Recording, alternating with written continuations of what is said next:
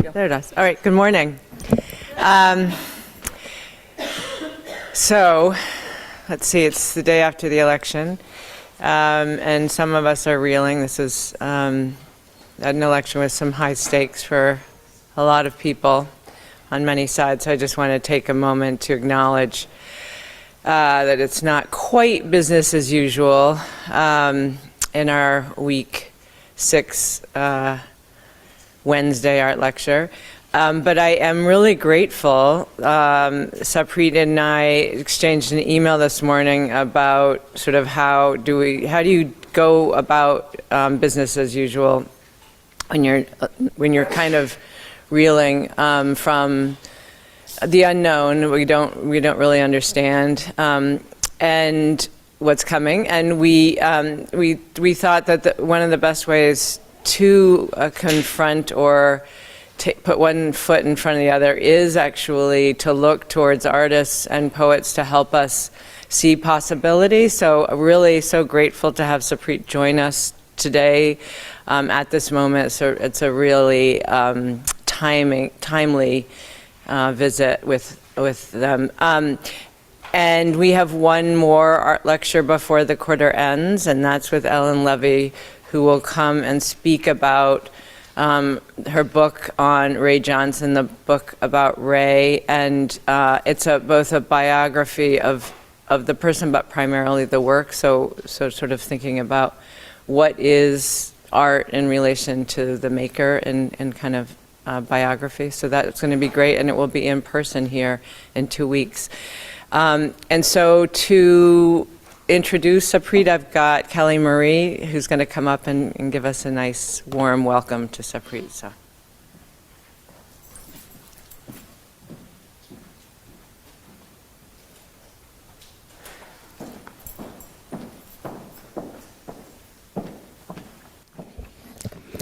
Hello, and welcome to this week's art lecture series. My name is Kelly Marie Dawson. I'm an Evergreen student learning about the imaginary, the symbolic, and the real. This program intersects with psychoanalysis, literature, and art. Before we begin, I would like to acknowledge and honor the Sasquatch Island tribe, upon whose traditional homelands the Evergreen State College Olympia campus is situated. For thousands of years, their ancestral families lived and thrived here. Today, the Saskatchewan Island tribe continues to live and steward the lands and waters of the southern Salish Sea. I am honored to introduce our guest speaker, Satpreet Kahlon. Satpreet is a Panjabi-born artist, organizer, and educator based in the Coast Salish territories. Her journey is a testament to the power of dedication and hard work. She was raised in Chicago and received her BFA from Michigan State University in 2011. She then received a full fellowship to pursue her MFA in sculpture from Rhode Island School of Design, graduating in 2019. In 2020, she was the Roddenberry Fellow for the new and innovative strategies to safeguard human rights and ensure an equal and just society for all. Supported by Brown University, the Foundation for Contemporary Arts, Vermont Studio Center, the Magnum Foundation, and others. Her numerous accolades include being a 2020 NITI finalist in painting and winning the 2020 Bellevue Art Museum Biannual Curatorial Excellence Award, and a testament to her dedication and talent. Her work is a powerful voice, challenging the status quo and invoking for change. She is interested in creating a visual language that impresses and explores intersectional cultural experiences and the manufactured systems of inequality that dedicate their boundaries. Her commitment to this cause is both inspiring and thought-provoking, and her work has the potential to inspire and motivate us all. I had the opportunity to watch her video on her website, New Media Gallery Artist Talk, A Boundary and Demarcation. I thoroughly enjoyed listening to the creative process and transparency behind the installation with so many personal layers. I connected to her art and as a storyteller. I would like to thank you for your gift. I am deeply moved by Satpreet's unwavering dedication and commitment to her fresh approach. She blends her passion and artistic skills in the rich past, present, and future landscape, and her work is a testament to her dedication and talent. We are truly fortunate to have her here with us today, and we are grateful for the significant contributions to the art world. Let us bring a warm welcome to Satpreet Kahlon.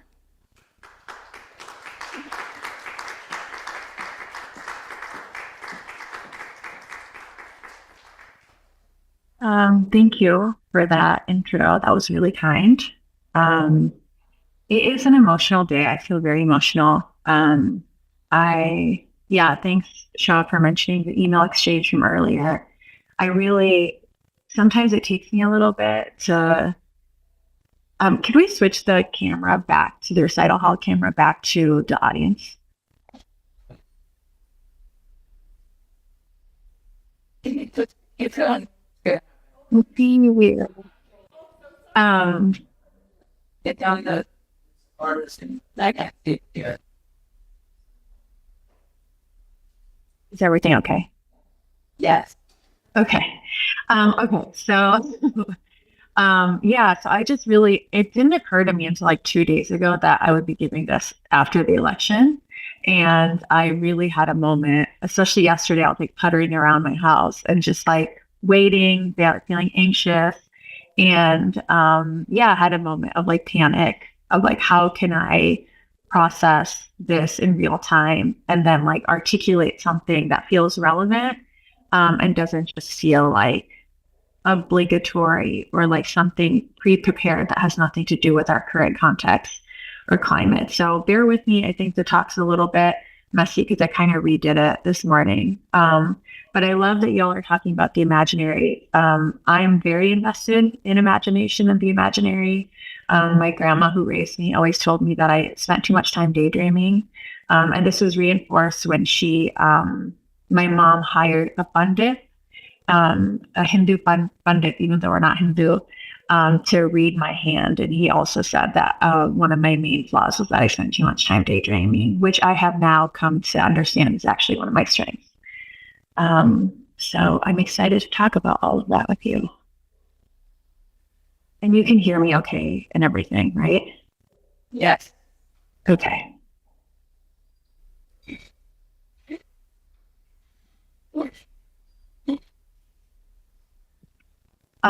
This is my dog, Juicy, dressed as a cowboy for Halloween.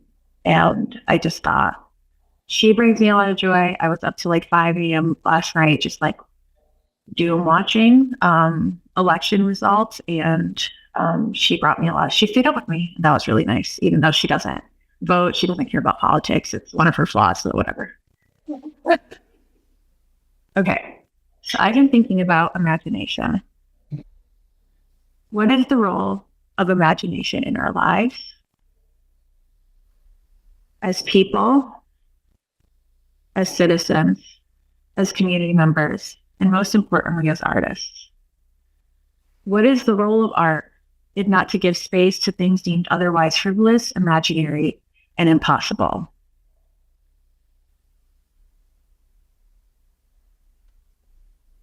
So I'm really interested in this connection between the imaginary and the impossible, as you can see here by the synonyms listed on thesaurus.com.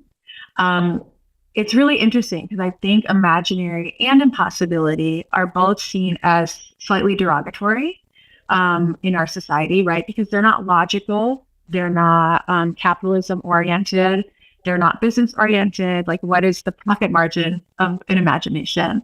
What is the profit possibility of something that is impossible? But I also really like that both of them have strong match visionary, which is kind of what I'll focus on. What is thought to be impossible is relegated to the realm of the imaginary. But the trick, I believe, is that everything is a part of the imaginary, right? We have the social imaginary, We have our interpersonal imaginary. We have the mythos of our own family cultures, of our own culture, like national cultures of a nation state. To me, when I think about what we've been sold as imaginary, what we've been sold as real, the border is kind of the most mythic space. Like, really, what is more imaginary than a border? If you've ever gone to a border space, which I have because I'm obsessed with them, I'm obsessed with like that point. Most of them have some sort of like no man's land between highly contested borders, like the border between Pakistan and India, which is one that I'm personally very invested in because my family's Pakistani, but we're religious refugees to India. There is, it is just an imaginary thing that has been made real, which makes me think about who asserts what is real and what is possible, who benefits from things being impossible, and what imaginaries are we invested in, and to what end. And by we, I mean, right, we, us in this room right now, but largely like we as a society. I think a lot about, to be really frank, I voted for Jill Stein because I live in Brooklyn now, but I'm still registered in Washington State. It's my last vote in Washington State. And I just thought it felt appropriate to me to vote third party. I couldn't really bring myself to vote for the Democrats. And I'm someone who's canvassed for the Democrats since I was like 14. And so it's like this real rupture moment. And I really think about all the messaging that I received from really close friends and family about how I was throwing away my vote, and who benefits from telling us that we have limited choice, and who benefits from telling us that what we want isn't possible. And in thinking about this impossible and the imaginary, I think a lot about, as most of you probably know, a lot of artist residencies happen at defunct American forts, right? So this is a picture of Headlands where I was last year. This is a picture of Centrum, which is at Fort Worden in Port Townsend, where I've been many times. It was the first place I went as a resident artist. And I, walking around these places, neither of these forts ever saw battle. They never saw combat. And yet they're like one of hundreds of actually forts in the US. I just want to show you, I saw this list. So these are all the defunct forts. Most of them are defunct forts in the United States. And over half of them have not seen, I couldn't find exact numbers, but over half of them at least have not seen any combat. So when I think about the imaginary, I think about this. I think about metric tons of concrete being poured into otherwise really beautiful locations, a lot of them islands, a lot of them coastal habitats that are like, what are now endangered species.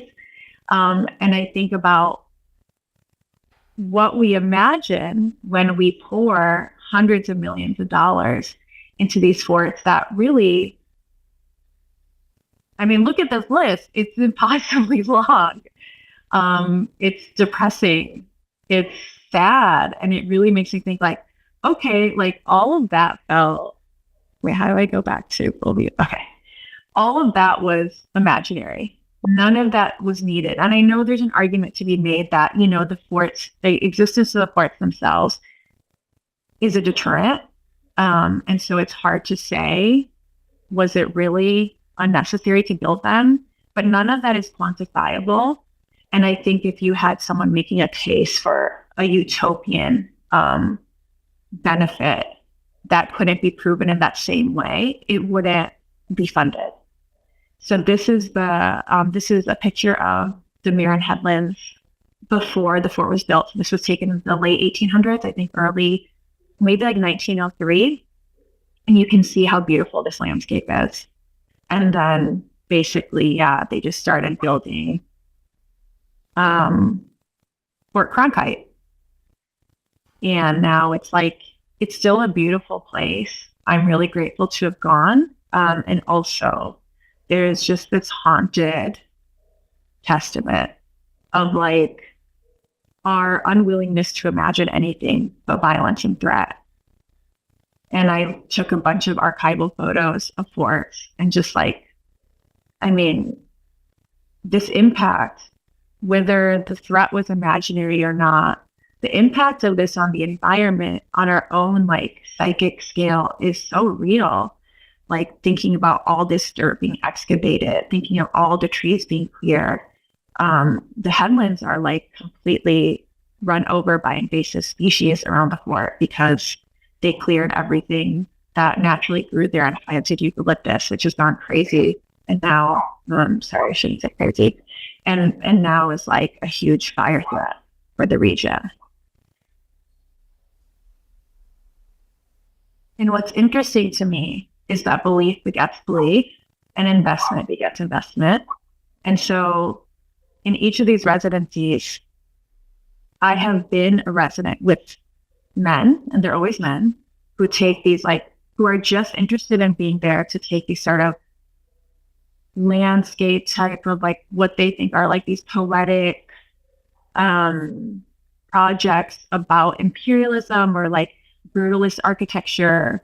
And they're like fixated on war, and nothing derogatory against these men. It feels weird to talk about their photos with their names here, but they were all very pleasant people, but they're not contending with what I think is like the true legacy of these forts. And what are like everything is, I think it's like there's a stat that's like 68 to 75% of innovation and research money goes to the military in the United States.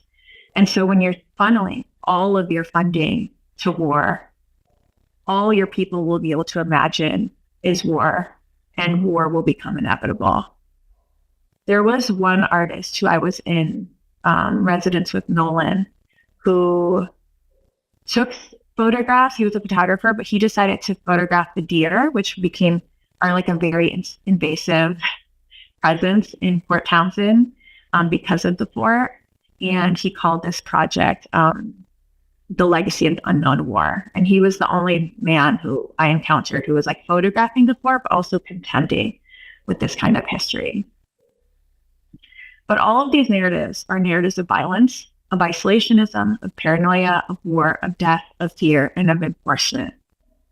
They are narratives that are in exact opposition to the expansiveness and freedom of what I believe is a true imaginary. They relegate and confine us. They separate us from one another, and they confine our own capacity to imagine something frivolous, hopeful, beautiful, and fun.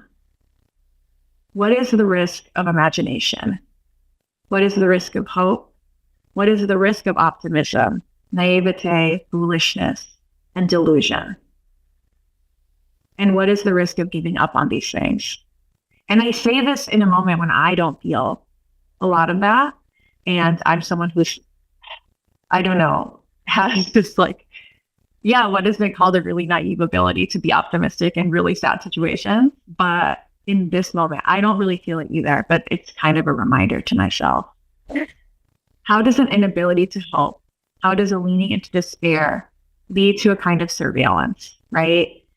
And I don't exactly know if I have made this connection in my head cleanly in a way that I can totally explain, but I think there is this, I think it comes back to like this sort of inability to imagine that a third party could get even 5% of the vote. I think I don't think that the people who were so insistent on telling me to vote for Kamala in Washington State, where she, won really easily, I think part of their insistence is also their desire to imagine something, but like then their unwillingness, like there may be war with themselves of like, I want to believe, I can't believe it. You also can't believe it. And so I think we do this thing where we end up surveilling ourselves and policing ourselves, which is this internalization of the mechanisms of the surveillance state when we can't imagine a bigger future. We end up doing that work for the state. Like, I think in the service of a lack of imagination, in the service of pragmatism, we police ourselves, we limit our own possibilities, and we confine ourselves to borders determined by others. We decide what is and is not worth doing based on what we think is possible. And no one wants to look foolish. I don't want to look foolish. But how does the fear of foolishness, of childishness, create the conditions for the commodification of our imaginations? And I'm really concerned with this as artists.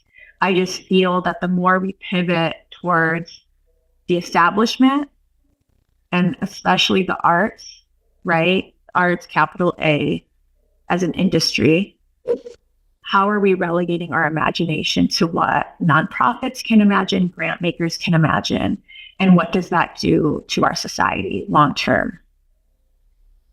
So I wanted to go back to a project that I started in November 2016, right after Trump was elected the first time. I haven't talked about this project in a long time.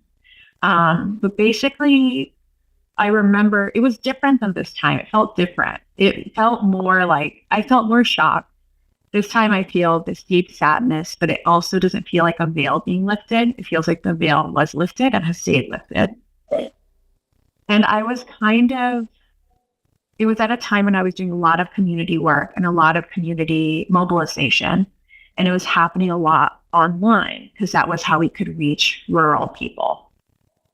And I ended up installing, after the election, I was like, contending with all this vitriol that I was encountering online. And I decided to install a keylogger software onto my own computer. And what a keylogger software does, it's like a hacking software. It runs in the background of your computer all the time. It's very hard to detect. There's usually like a certain specific amount. I think for mine, to access mine, you have to hit like Command Shift SP 23 or something, and then like a window would pop up.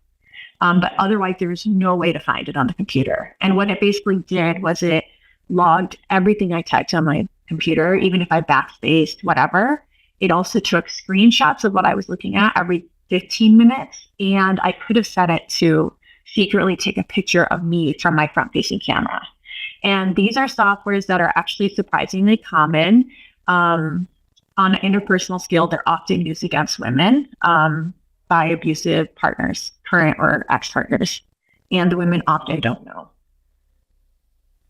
And so I did this. I don't know. I had this idea that I wanted to hold myself accountable or something. And I was publishing it all online. So I would copy and paste my keylogger for the day and put it online. I really wanted to do a project where it was displayed in real time as I was typing on monitors in window fronts in downtown Seattle. It got vetoed by every organization I approached. They thought it was such a hazard, and they were probably right. But I did it, and I actually forgot about the keylogger software until my last semester at RISD, at which point I'd been running in the background of my computer for 3 years.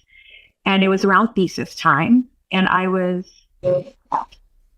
I come from a low-income family. I come from an immigrant family. I went to a state school for undergrad. I don't have experience with private schools. I never thought I could go to art school. I never thought I could go to grad school. I was kind of recruited into grad school, and I was wholly unprepared for what it meant. I got a full fellowship, but it still didn't account for, I helped support my parents. So I was working 2 jobs and going to school and just trying to navigate the bureaucracy of RISD, which really confounded, and it left me feeling really isolated. I think grad school, unless you go to a program that's fully funded for everyone, can feel really pay to play. Everyone else in my cohort was paying at least $40,000 a year to be at RISD, and I could tell. And it was really difficult.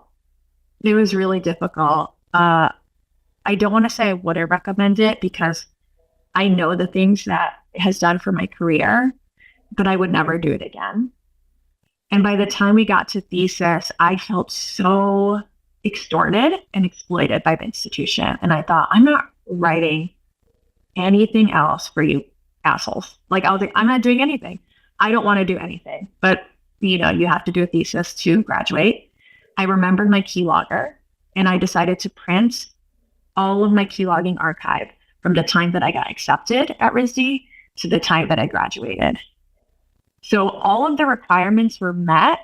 It ended up being, I think, like 1,300 pages, and it was all typed like this. And so I have flagged, you can see I have flagged like different parts of the thesis, requirements for the thesis. But really it was all just like, no, I actually don't. I flagged one part where I'll talk about in a little bit, but I didn't flag, like, my intro was in there, like table of contents, all that stuff was in there, but it was all kind of subsumed in this block text that all looked like this. So it became very indecipherable. I wanted it to be illegible. I wanted it to be unexploitable. And I submitted it. Yeah, so it all like looked like this. But it was really interesting because when I talked to my thesis advisor, Tiana Nakia McLaughlin, she mentioned she was more appalled. Like, she loved the project, and she also was like, what kind of person installs a keylogging software on their own computer? And I didn't get it. She thought that it was like super self-punishing. She thought I had survivor's guilt. All of these things are true. I was in complete denial. But now looking back, I do think about what it means to have installed this keylogging software and to even have gone to RISD. And I think about, it felt like the easiest, most straightforward way to further my career, but at what cost? And by entering this bureaucracy and this institution, I feel like it was a form of self-surveillance, self-flagellation, self-objectification, self-erasure, masking as, in terms of the keylogger, masking as accountability, right? I was like, I'm going to publish everything I type on my computer, online. That way I can know that I have like good politics, that I can be accountable for what I'm doing. And it's art. And it felt like going to RISD was a practicality. It was an opportunity to further my career and make a sustainable art practice more possible. But at what cost? And I wonder if there's an alternative, and if something can exist beyond these institutions and beyond the way that we've taught, that we can make art sustainable for ourselves. And I didn't understand any of this at the time. I think I was just kind of trying to survive. But there is an interesting part of this thesis, which I really like to look back on. It's like, I feel like it's kind of my younger self calling forward, like, I'm here. So there were 121 days in the keylogging software that weren't logged. For some reason, it stopped running.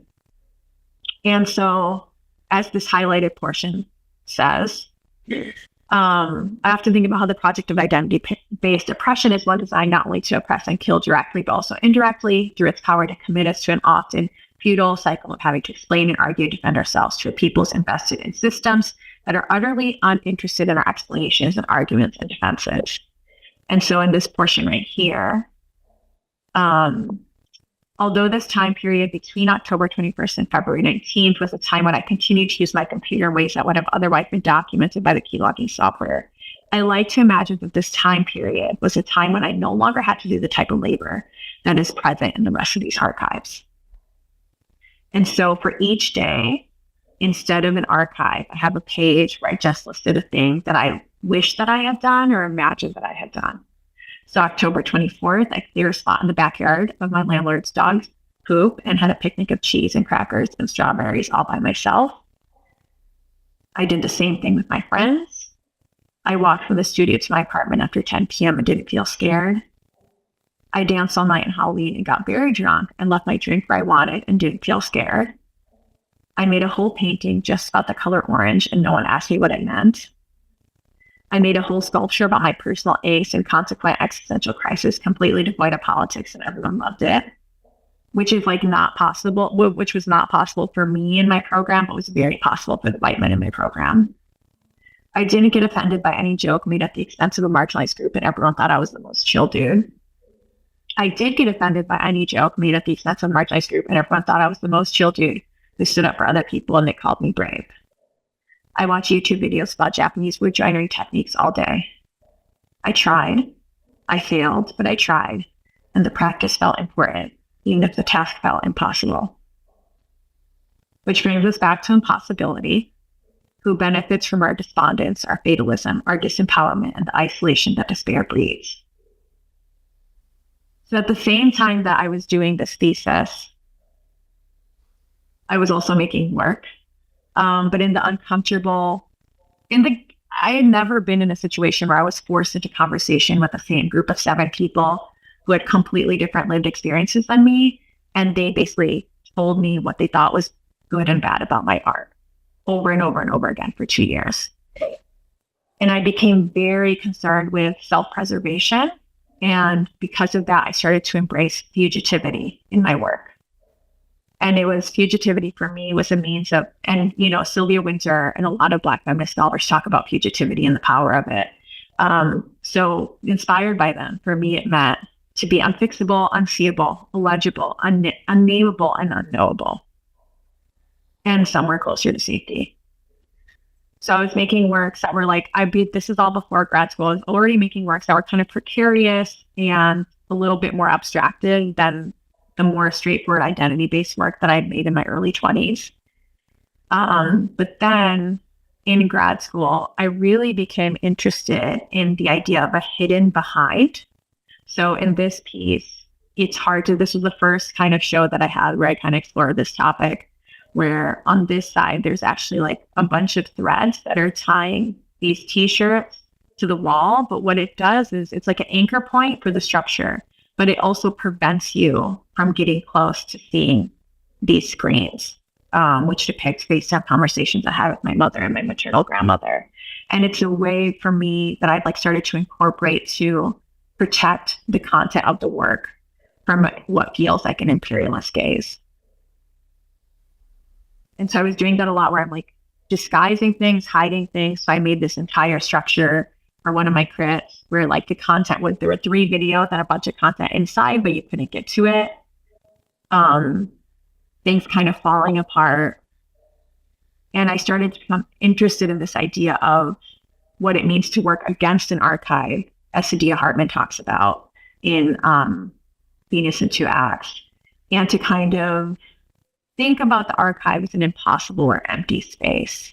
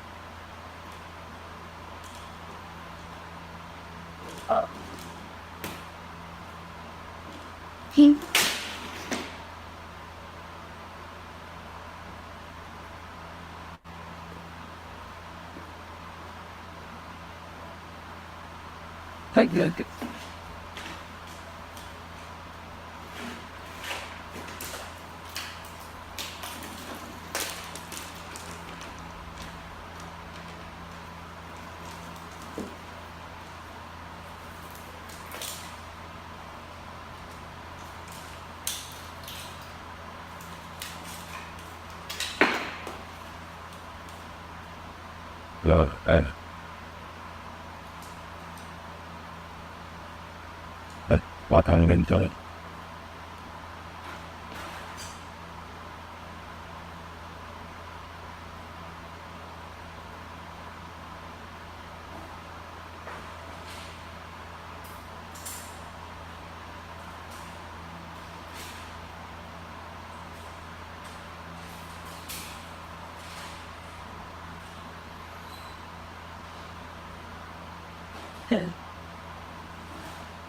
I can remember.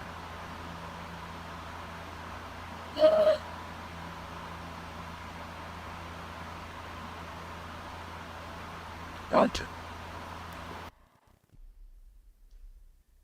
So this is a theme that obviously just comes up in my work a lot: futility and possibility, this idea of making work how can I ensure that I'm making work for myself?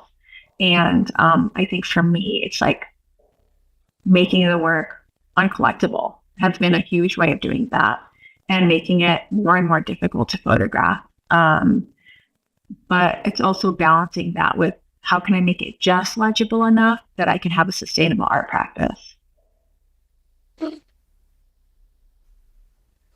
And at the same time that I was in grad school and I was making this work, I was also a part of a curatorial collective. It was Asia Taylor and myself. We were Yahoo Indigenous Creatives Collective.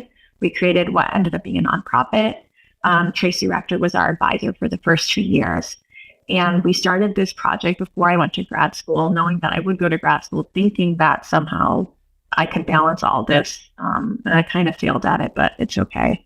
It was horrible. But it was also the thing that kept me kind of sane throughout grad school, because it was a connection back to my community. So Asia Tail and I, basically, she came to me. We had met at some art event, and she came to me and was like, listen, I have this idea for like an Indigenous, a kind of a global Indigenous show that could happen at the same time that Seattle Art Museum was kind of putting on a less politically forward show about Native artists. And it ended up kind of snowballing from there. And we ended up doing tons of exhibitions, I think like 40 all over. We did them in Portland, in Seattle, Tacoma, Eastern Oregon. They were everywhere. We ended up doing an open call, and where anyone who applied and had some sort of link to an Indigenous background was accepted, and everyone who was accepted got paid. And you did a really simple application, and all you had to do was, and we would help you. So we had a bunch of workshops for 2 years leading up to the show, where we would literally, you could bring in your work and we would take pictures of it and then put it into the application, fill out the application for you. And when you filled out the application, you were also eligible for like free residencies, paid mentorship programs, no paid residencies, paid mentorship programs, and all sorts of other exhibitions. We did a fashion show. We published 2 zines for writers. I'm holding one in this picture. We did youth shows. We did a Latinx Indigenous showcase. We did Black Indigenous showcases. And basically the whole time we were told it was impossible. Office of Arts and Culture Seattle funded it.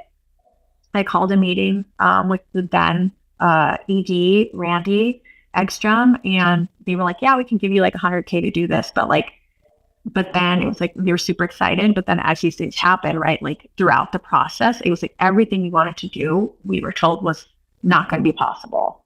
And I just I'm good at fighting with people. And I did it. I just like fought with them at every step of the way. And everything ended up being not only possible, but it made this event one of the most beautiful events I've ever been to. We had 2,700 people come to the opening. There was a line out the door.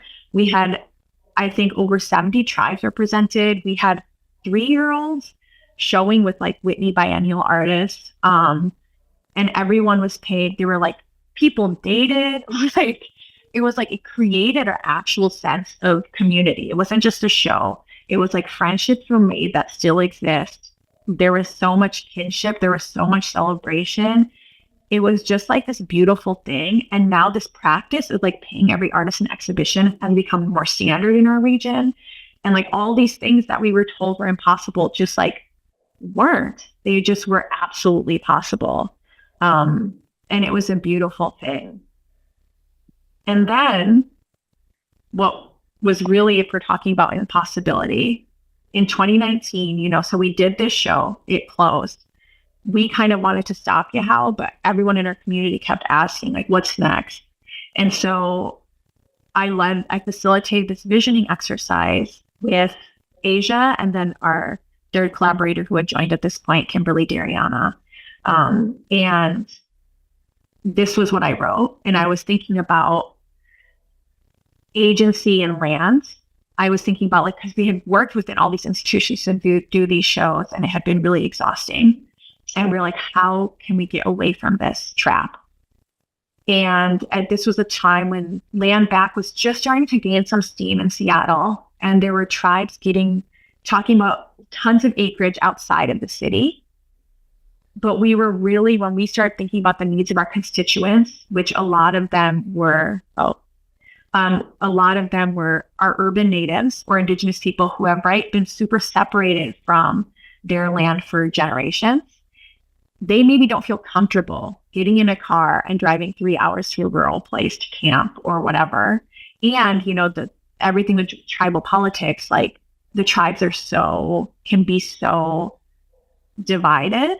And so if you don't have, like tribal registration, you might not have access to that land because of like a quantum blood thing. And so we were really interested in creating a space. I'm a global Indigenous person. I don't identify as Native.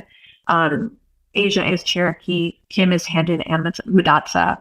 But like, we were really interested in creating a space that was accessible. So I looked for land for like 2 years. I applied for a bunch of grants. And then I found this parcel in South Seattle by Kubota Gardens, if anyone knows Seattle well. And it was like a really weird, like you can see it. It's like this strange shape. It was only 100 feet wide, but it was like 1,500 feet deep. It was almost 2 acres. This is what it looked like from the road the first day I went and saw it. And I was kind of like, I don't know. But I decided to hop the fence and just check it out. And then on the left, you see the trees. This is that line of trees. And then I could kind of see something through it. And I went in and there's like this like well with like an irrigation system that had obviously been defunct for a long time. It turns out since like the 40s. And I was like, whoa, this is kind of amazing. And then there was like a greenhouse that had really sophisticated irrigation that was obviously in a huge state of disrepair, but it was really interesting because it meant that there was irrigation kind of throughout the parcel.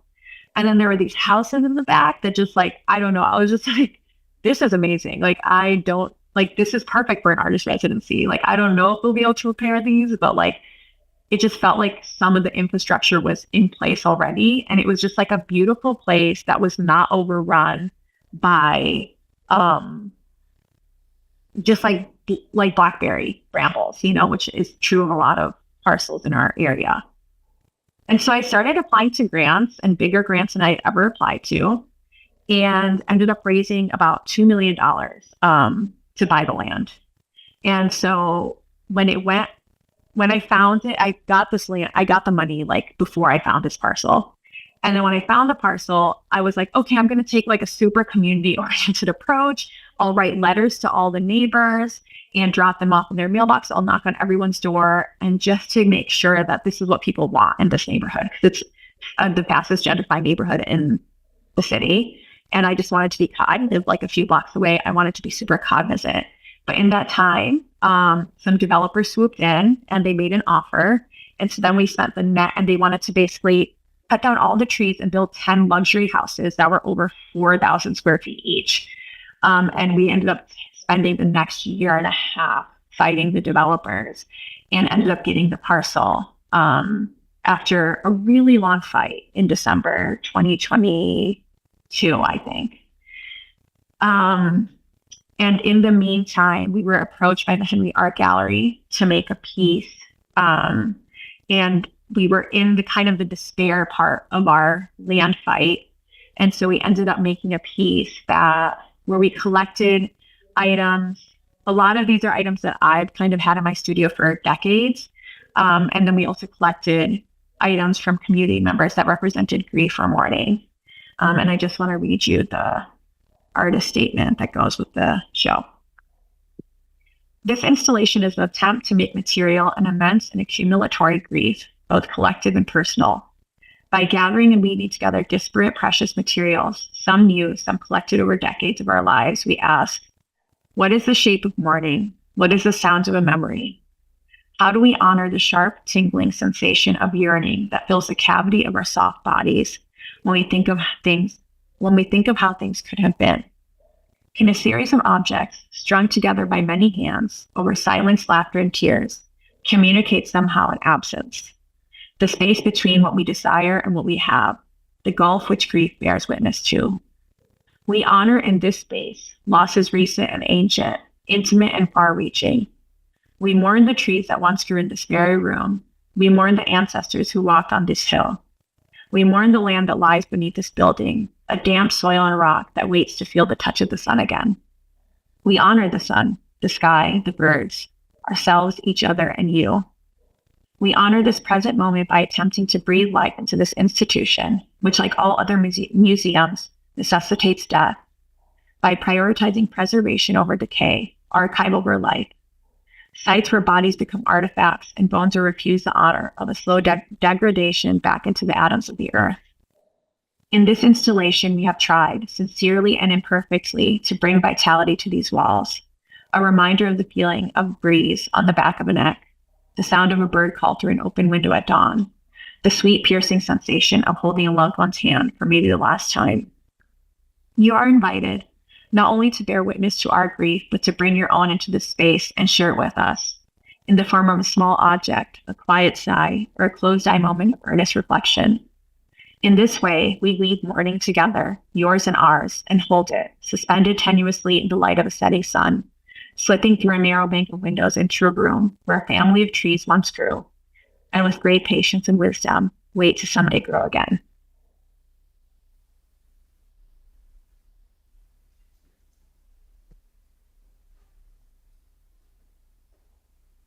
So as all this was happening with the land, I continued to make work. I continued to kind of struggle with archive and collection and sustainability. I continued to make sort of the front of the installation and the back, which was inaccessible. I was playing a lot with, precarity, materials, globalism. But I really was asking these questions, and not to get repetitive, but can my work resist commodification, flattening, digestibility, legibility, capture, and collection?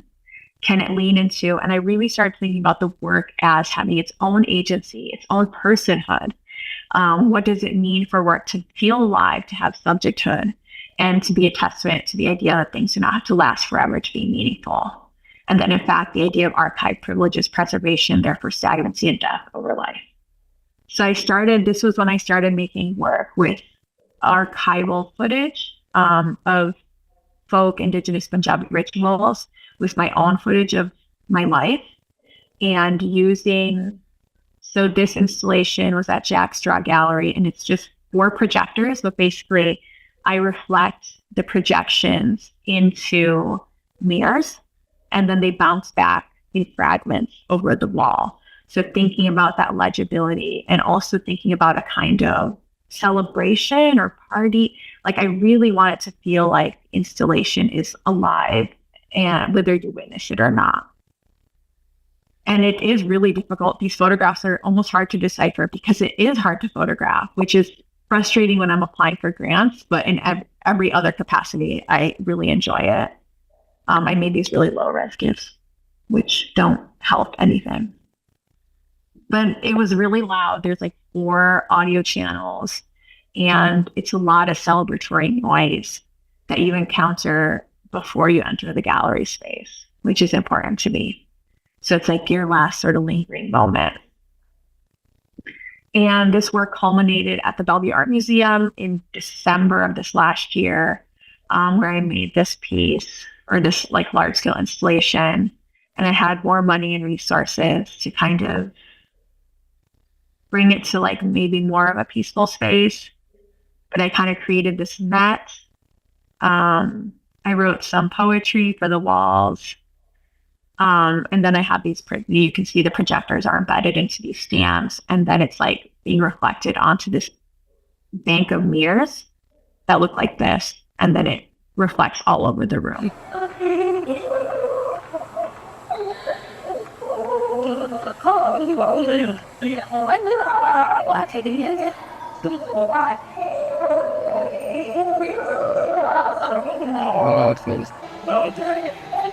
About master. One day, I'm boy, I found only if they could have it. And then, I can't even that fast, but no.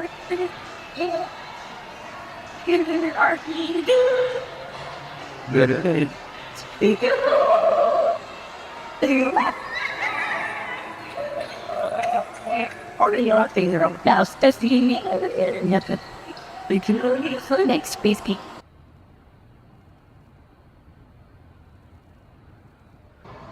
Yeah. I it's fine. It's doing it up there. Lead now. Listen. Well.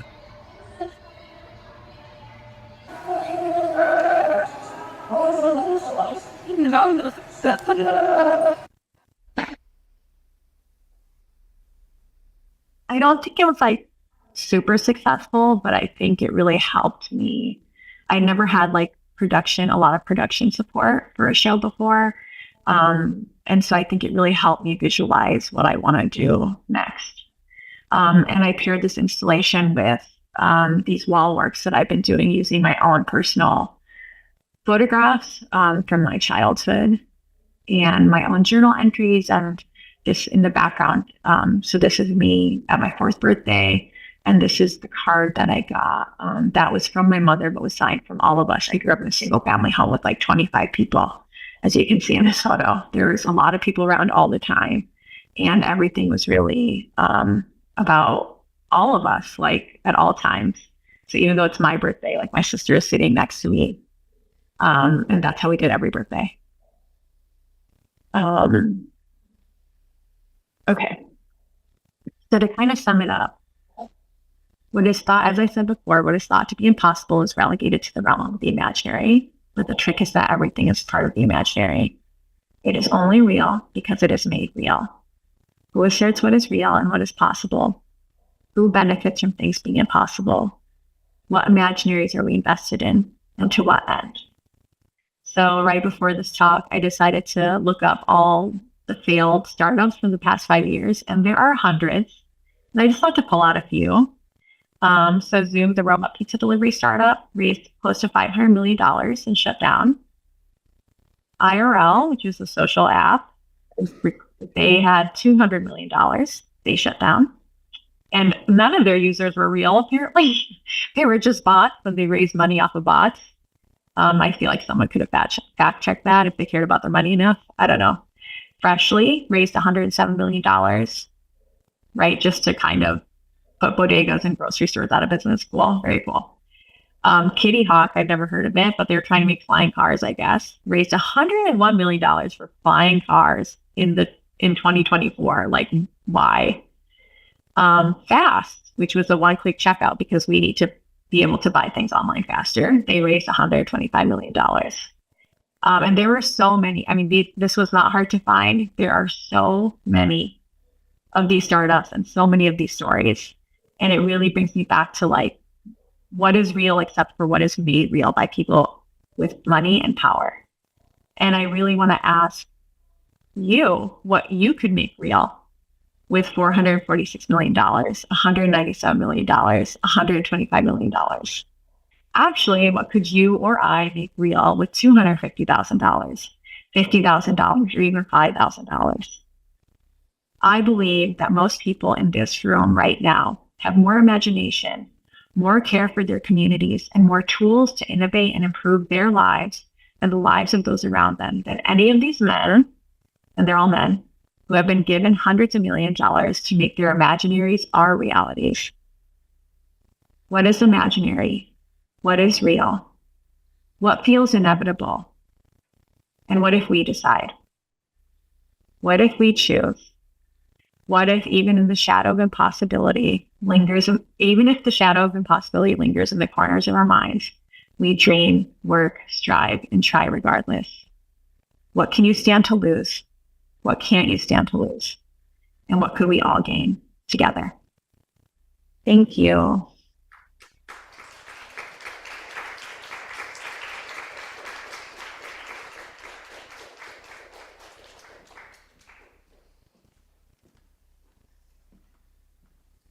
Hi. I'm not sure. Am I on? Can you see me?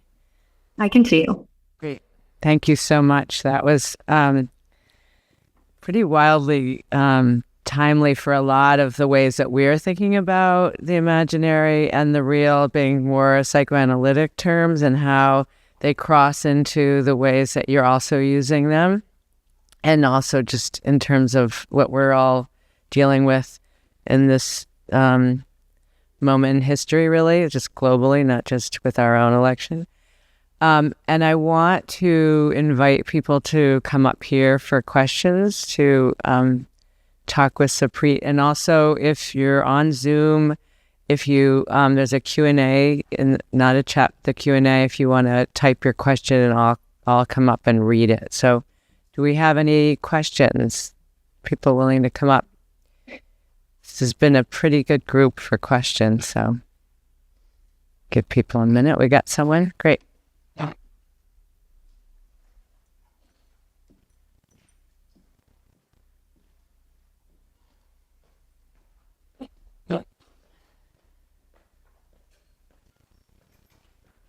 Hi. Thank you. Hi. For the talk. My question's pretty simple. I guess I'm curious about, our whole class went to Fort Worden for like a retreat, and I'm just curious about what your project was like there. Well, I've gone to Fort Worden like 4 times, I think. I've been lucky enough to go like 4 times. And each time I worked on something different. But the last time I was also a resident at Recology, which is kind of a private company where all the municipal recycling of Seattle is processed. So for that project, I was really interested in thinking about how, because basically we process our recycling and then it gets shipped to China. And basically the routes of trade are really similar to the initial ship routes that were taken in imperialist times. And so I was really interested in thinking about how Dutch still lives could be interpreted not just as paintings, but as sort of documentations of imperialism, because that was really when the Dutch global trade routes were opening up for the first time. And Dutch people were going everywhere and collecting objects, and obviously enslaved people. And so I was really interested in that. And Centrum was just like the place where I had the space. Did you get to see the studios when you were there? No. Okay. They're like beautiful and huge. And so it was just like the space where I could put everything together. Yeah, and I'd imagine some of the, like, looking at the expansiveness into like the waterways. Sure. Like, Yeah, no, totally. Yeah, good kid.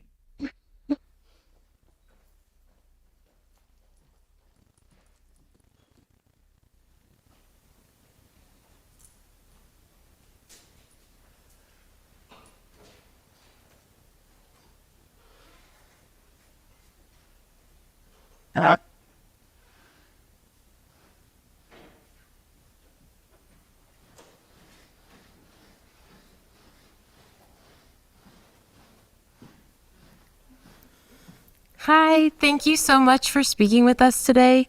I had a question. I was really intrigued about the land space that you have, and I kind of am interested in what your plans are next for that, or how you are working with the community to explore that land more, and what you'll do maybe with the well and some of those buildings. It looked so interesting. I'm gonna go look up more pictures now of it. Yeah, I mean, you can definitely, yeah, thank you. So you can definitely see more on the Instagram page for Yahoo, but like I actually I have a bunch of like chronic health issues, and the fight for the land took so much out of me that I actually stepped away from the project after we acquired the land. It was just became really impossible to keep up with the pace of everything. It was really stressful. But basically, before I did that, I came up with like a 5-year, 10-year plan. So the idea is to first, and this is currently happening, bring in like an Indigenous knowledge holder who can kind of take a history of the land and take an account of like what animals and insects and plants are already here and how do we care for them on a long term, and come up with like basically a 50-year care plan for them so that we can start to integrate that. And then we have artist residencies. Right now, it's just like people on the land, and they get to spend like, our ethos is to pay artists really well. So I think we pay about $7,000 a month for artists to just come hang out on the land as much as they want and to produce whatever they want, if they want to produce anything. But the long-term plan is to hopefully, redo those buildings or build new buildings for long-term artist residencies. There are very few artist residencies for Seattle residents, and the city is so expensive and studio space is so expensive. And so it'd be really nice to offer that to local artists for free or if they get paid. And right now there's a lot of like community planting parties and there's a garden going up, and I think it's just supposed to be a place where actually being under canopy coverage is really beneficial for everybody, but especially for Indigenous people, has so many preventative benefits. So I think just letting people be more comfortable on the land and integrating, thinking of art as like a holistic part of our house is a really important part of the mission. Thank you so much for sharing that. Also, could you maybe share your website or Instagram things so we can stay in contact with it at the end, maybe? Yeah. Okay, perfect. Thank you. Thank you.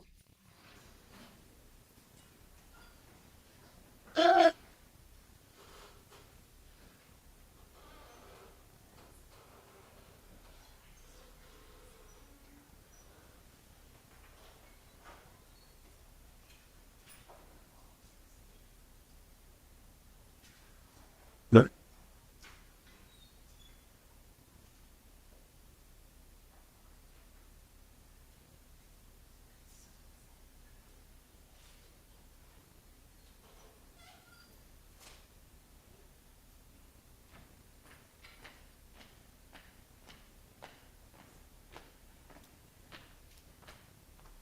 Hi, thanks for being here. My question was about using noise in your exhibit. Here on Evergreen campus, we have an open art exhibit. Usually, the ones I've been to will only have headphones available. They'll never have noise playing in the exhibit. What made you think to use noise so that people entering it could hear it? Yeah, thank you for your question. So there's a Panjabi word, Raunak, Raunak, probably is like how it would be spelled in English. And it basically means like this sort of lively, celebratory noise of just like family or loved ones. And it always makes me think of like that opening scene in Home Alone, where it like pans through the whole house and everyone's like fighting, but also like playing. And it's like, that is what Raunak feels like to me. And that's really what I grew up with, the good and the bad of it. And so for me, playing the sound loudly, and I think there's something about marginalized culture as being seen as loud, right? As being seen as like being in a louder register as being disruptive.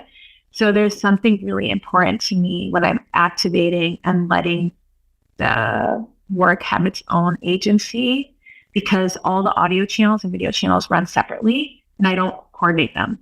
So each loop is a little bit different. And so it's a way for me to feel like they are asserting themselves in the space. Like at the Bellevue Art Museum, I actually had a huge problem because they kept turning down the volume without asking me. And so to me, that feels like a testament to why it's important to have that, have it be loud and have its presence really be known.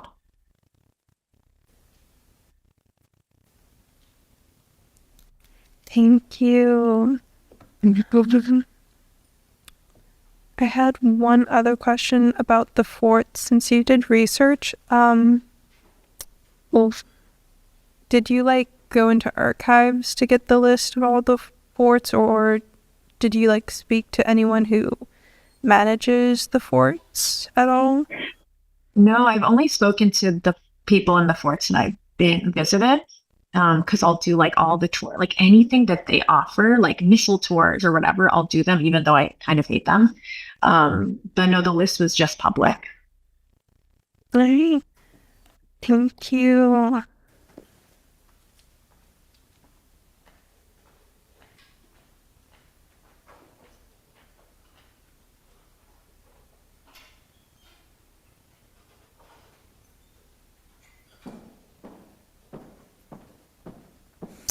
Hello again. Hi. I just want to thank you so much for your lecture today because it really grounded me and gave me hope. And it's people like you and that really allow my imagination to open up and see the possibilities. And I just admire your courage and your strength to go through with that court case in order to get that land. I cannot even imagine how challenging and difficult that was, but also to rise up and bring people up. And so I just wanted to say thank you because you were a real inspiration to me, and I can only imagine for the rest of the group here today. So thank you for your presence and your gift. Really appreciate you. Thank you. I appreciate it.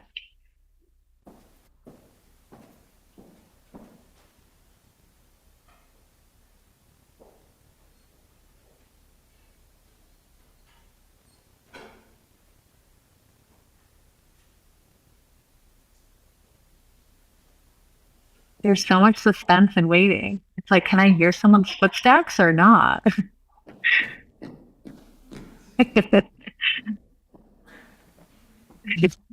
Hi, how are you? Good, how are you? Good.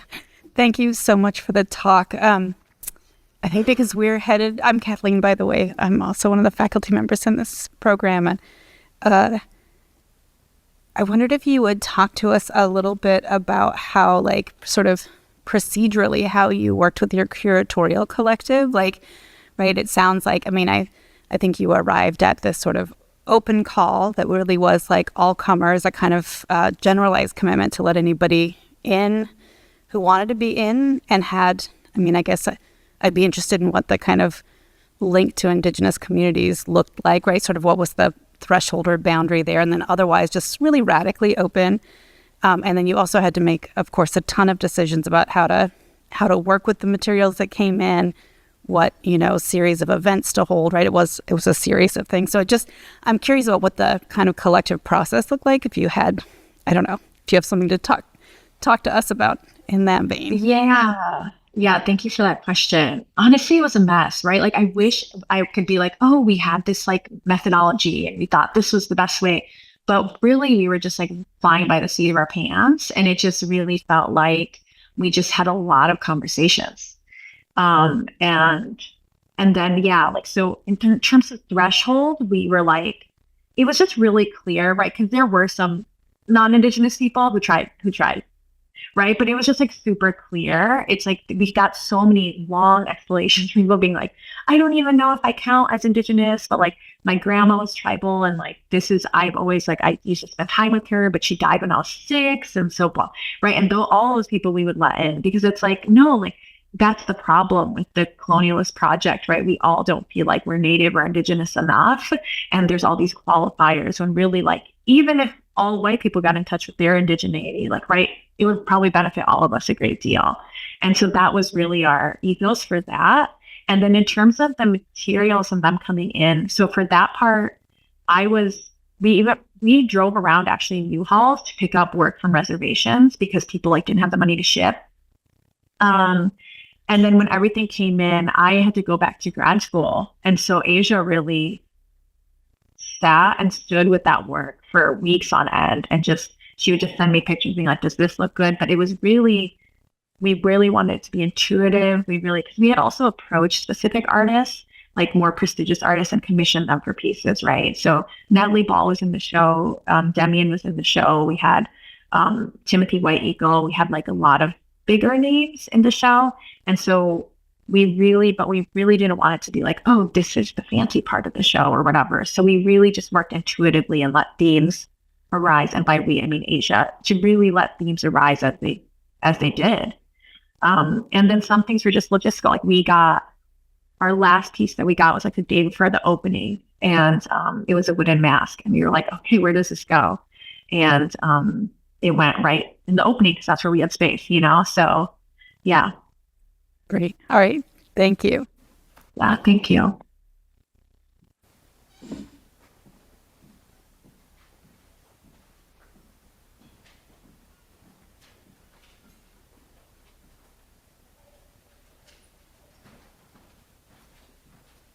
Hello.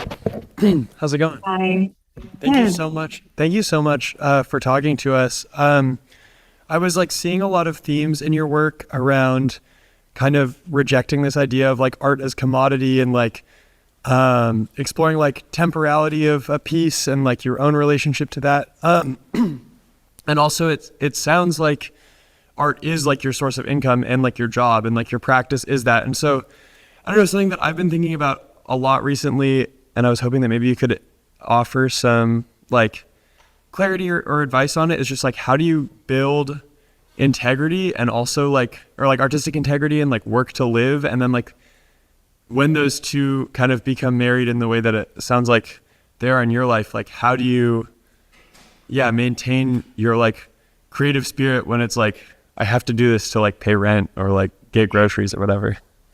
Yeah, that's a really good question. So I mean, like, how was my job actually, right? Like, we didn't pay ourselves a salary. We would pay ourselves like $50 an hour for the work.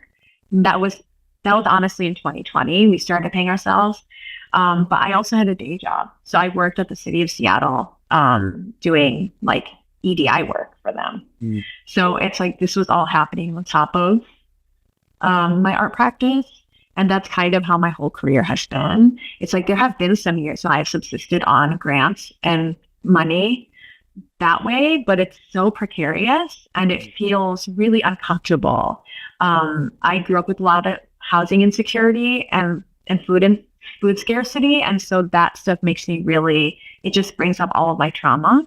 So for me, having a day job has been the most consistent way to maintain things. And then to be honest, now my partner makes enough money for the both of us. So as of this last year, I actually have been focused on my health and my art. Not even my art. I actually haven't made a piece. This is so embarrassing to say, but I haven't made a piece in like 9 months. That's the longest I've gone since like I was 5 probably. So I've just been focusing on my health, but there is no security in art, I don't think, unfortunately. Yeah. And that is, I think, where a lot of my frustration comes from.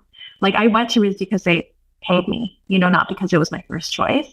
Yeah. And then I have regrets and I have all sorts of thoughts about, what it would mean to have money and to choose and to have more choice. So I commiserate for sure. Totally. Thank you so much. Yeah.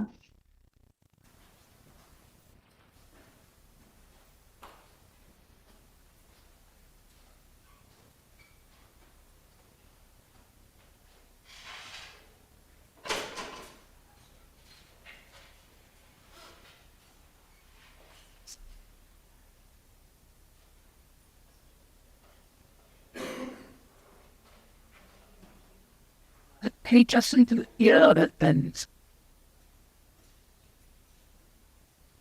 Say not as you seek this in the moment.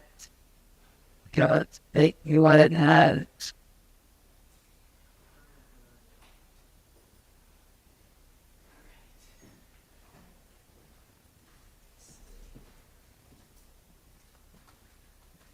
All right. I think we're a little bit more quiet than we are sometimes. I think you gave us a lot to think about. And some of the things that come to the top, I feel are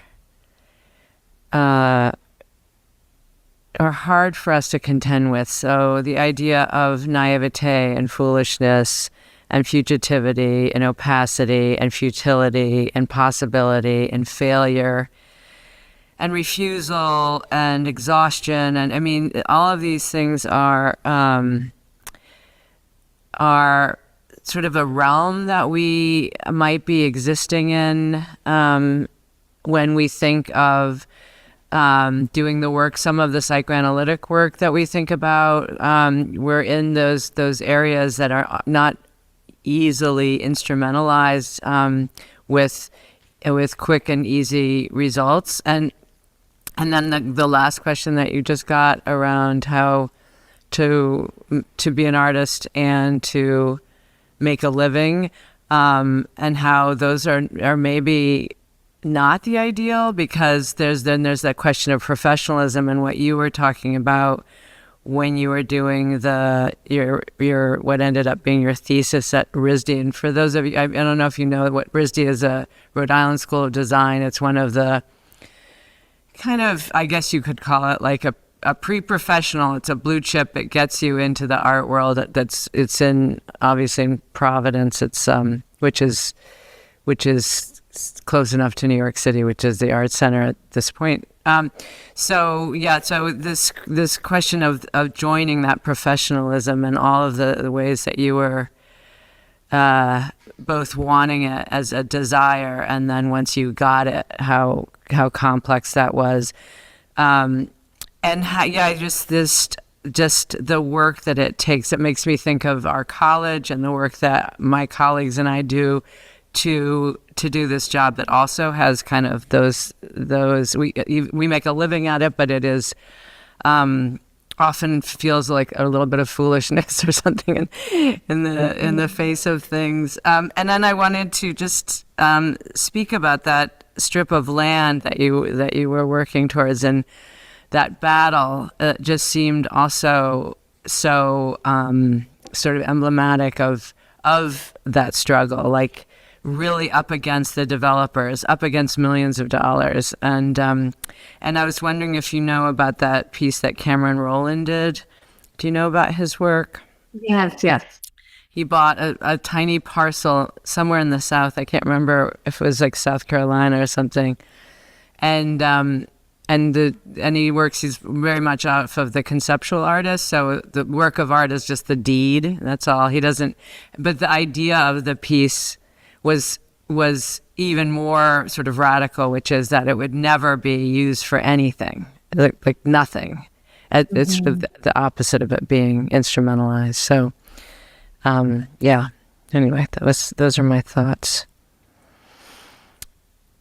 So I guess with that, and you have any other things that you would want to say to students? I mean, I'm just so grateful and actually kind of in awe that any of you showed up. I don't know if I would have if I was in your position. I might just be in bed. But so thank you for sharing the space and for being an attentive audience. And I really hope that you care for yourselves. And of course, remember that an integral part of caring for yourself is caring for others. And just thank you. Yeah, thank you so much. Take care. Bye.